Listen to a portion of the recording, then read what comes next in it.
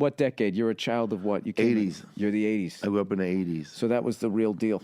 Yeah, I grew up in my neighborhood was in the housing projects, Pico Gardens, and there was like 3 separate housing projects. There was Aliso Village, Pico Aliso, and then Pico Gardens, from 1st Street to like 6th Street. Okay. And there was like shit, man. There was like a shitload of gangs, like maybe 11. How did you know when you're not in a gang and you're a young kid? How do you negotiate? Like, I got to get from my house, I got to go pick up I got to go do my laundry, I got to go to school. How do you negotiate? Is it, now, are gangs 24/7? Oh, yeah, man. They're 24/7? In that neighborhood, they were 24/7. See, I always thought they came out around 5, like anybody with, like, just living the regular lifestyle, goes to bed, and then they just kind of give up the area there. And then those gangs, they come out at 5, they're like the gangs that are still living in a gentrified neighborhood. Oh, okay. They don't come out in the daytime because they might call the cops on them. Oh, okay. But yeah, man, but most gangs, from Echo Park, they come out at night, man, robbing people. Really? Yeah, they come out at night. Those gangs, wherever there's gentrification, those gangs are still around, but they come out at night and they gangbang at different areas, but they're still gangbanging. They don't forget. How old were you the first time you got mugged? I got mugged the first time when I was like 18 years old. My friend Coco. That's pretty good, man. Yeah, I got mugged 18. downtown crossing when I was like in 8th grade. That I was selling crack on my first day. Within 1 hour, I got robbed. Somebody put a knife behind my back, another knife in front of me, and they took all my crack away. Took all your crack away? So Yeah. then what do you have to do? Oh, I had to go back to the guy who gave it to me, a friend of mine who I grew up with. He passed away already. They used to call him Coco. Uh-huh. And we grew up together. Him and I were from 2nd grade to adults. I needed money at the time. I got somebody pregnant, and I didn't know how to make money. So I asked him for a job in the criminal business. Hey, man, I had no money. How does that go down? You're probably trying to help avoid me. it. It's like, I don't want to sell drugs, but I kind of have to now. I got a kid coming. So help me. So he gave me like $100 of crack, 100. He told me, just bring me back 100, then I give you more to sell. So as soon as I got out, they didn't know who I was in that neighborhood. They just came around me and they took all my stuff. They didn't hurt me or anything. I was begging for can I keep my ID? And they gave my ID. Oh, they did. How scared were you? I was scared, man. I thought they were going to kill me right there.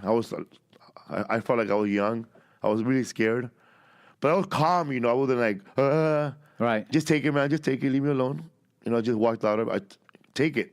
I didn't fight them or nothing because I know they would have killed me or stabbed me or worse. So I went back to my friend Coco, and I told him what happened. And I thought, he was going to be okay, man. It's all right. It's your first day. It happens. No, man. Man, that night escalated. Like, it took he gave me the crack at like around midnight. I got robbed around 1:30. At 2:30 in the morning, I'm back at his house. What? Who robbed you, cuz? So what happened? He gave me a gun. He gave me a pistol. Christ. And he got himself a pistol, and he put a blue handkerchief on his head, and he put a black beanie on, and we both went looking for those guys. And you must have been praying to God, like, I don't want to murder somebody the first time. Oh, hell yeah, man. I was praying, please don't find those guys. Wow. Because right there, I was like, I would have probably done anything he would have told me. I was vulnerable. I was weak. Right. I didn't know what to do. So we went together, and we saw one guy that saw what happened, but he didn't do anything. And then he kind of hit him real hard. And who did it, man? Where are they at? Then I said, man, it wasn't him, man. It wasn't him. So it wasn't him. Wait, how did that hit? So you go, I remember that guy standing there watching me get robbed. So now this poor bastard gets dragged into it. He gets dragged into it. And he got gun slapped, by my friend. My friend didn't even ask him no questions. He just hit him in the face hard, man, and he started bleeding from his ear. And I just said, wow, man. He was looking at me like, come on, man, please tell him it wasn't me. So you waited till after the pistol slap. Oh, I meant to tell you this. It wasn't him. So nothing happened to him, and we went back, and later on, those guys who actually did it walked back and gave it back, everything. Gave back the crack to that guy, and everything was cool. Because what he They had? said, sorry, we didn't know Because that. they were afraid of that guy. Yeah, sorry, we didn't know Batman was with you. Yeah, that was your street nickname. Yeah. We So didn't then know. after that, then they knew that you were with him. So then people stopped fucking with you. People start messing with me, yeah. Jesus Christ. This is what kills me about you is you have like 1,000 of those stories and you're the most relaxed, laid back guy ever. Like, where did it all go? Because, dude, look at me. I sound like I lived your life and you sound like you lived my life. Like, you sound like you grew up in a nice little cul-de-sac area and played street hockey and I'm all fucking wound up. How did you do that? Well, I have a mom. I have parents. I have my mom and dad, and most of my crazy friends in the projects. You know, the crazier ones didn't have a mom and dad. Right. Like, they had nobody telling him you better come home early, or there was nobody telling those kids to come home when the lights go on in the streets. So they had nobody telling them what to do, how to live right, no discipline. I have my mom and dad. My dad worked, and my mom worked at a elementary school as a They nurse. were like, be home from selling crack when the street lights came on, right? Yeah. Yeah, you had that. But I've always, that family foundation. but I've always, Wait, I don't get that. Now you're talking you had a home life, but you're telling you're doing all this other But shit. then when I was a kid, you know, when I was like 13, 12, 14 years old, I wasn't crazy. I Got see what crazy you're saying. after high school. After I got someone okay. pregnant, I just didn't know what to do. But I was always like a little hustler, man. My mom would sell Avon, and I would go collect the money for her. You know, so I learned how to collect money for people at least. From my mom, was always selling Herbalife, Avon. She was always selling something. Cause we live by the warehouses in downtown LA where the factories are at, where all the trucks will come in and pick up stuff from the trains and take them to like stores. So my mom knew where like we used to go to this one factory, and we used to put a bunch of that synthetic cotton, the plastic one. They would throw it away.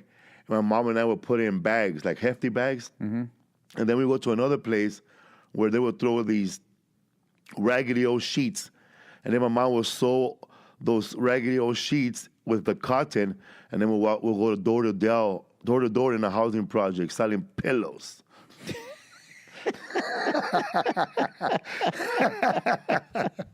So you guys were a real green family, man. You were there recycling. That's wonderful. Everything we sold, we found in the trash, and we sold it like we sold pillows. I used to, when I was like 14, I used to walk to downtown What would LA. you do with pallets? Would you build a little house and then sell that? No, man, that's too much work. We want fast money, Oh, okay. cash. There was a bunch of factories where I live. You know, I felt like Henry Hill from Goodfellas, Right. Because they were always stealing stuff from the airport, and we were always taking stuff from these factories. I wasn't stealing from these factories. My friends were. I was taking stuff from the trash. Like there was a watermelon factory, and they would throw away rotten watermelons, and I would get the watermelons and cut them in half. What is a watermelon? Like they make watermelon. Like, They throw- they- you grew them. No, they would get them from the farmer, I guess, and they would hold them there. They have pallets full of watermelon because there's like a grocery area of downtown LA where every grocer Gets all this stuff. all their stuff, flowers, stereos, you know, you name it, piñatas. I know where everything is at. Suits, cheap suits. I know where everything's at. So we get the So you would hang out and just go to the dumpsters, and whatever they threw out, you would then go sell. Yeah, I will cut that watermelon in half and then go sell it to the Mexicans, day laborers, everybody that's working in the factories, bunch of immigrants. Right. And I would sell the half a watermelon for $1, $2, $5. I would just cut the rotten piece off, you know what I mean? Or every once in a while, nobody's looking, I would send my little homegirl, this little well, she's a lesbian now, but we didn't know she was a lesbian now. She was like a tomboy. Right. I would send her in there with my brother, and they would like, when nobody was looking, they would throw good watermelon in the trash can too. So we had a mixture of good and bad watermelons. How long did you stay in that whole world of selling crack and all of that and all those fights and biting the guy's ear off and all that shit before you became a comedian? Like how long was that period of your life? That was my period from 18 years old to like 21 and a half. 21 and a half. Because at 21 is when I was like messing up already, man. I was smoking a lot of PCP. That was like my drug of choice for the time being. And man, I used to get all crazy. What is PCP? PCP is like, I think it's elephant tranquilizer. That's what the that people is? tell me. I used to always hear that growing up. PCP, angel dust, and all that. And Yeah, angel dust is like a crystallized PCP. You could put it in a cigarette. But PCP, in my neighborhood, we were at the PCP capital of Los Angeles. Like in my neighborhood, they sold gallons of it. People they would have sparkless water full of PCP. So everybody had PCP.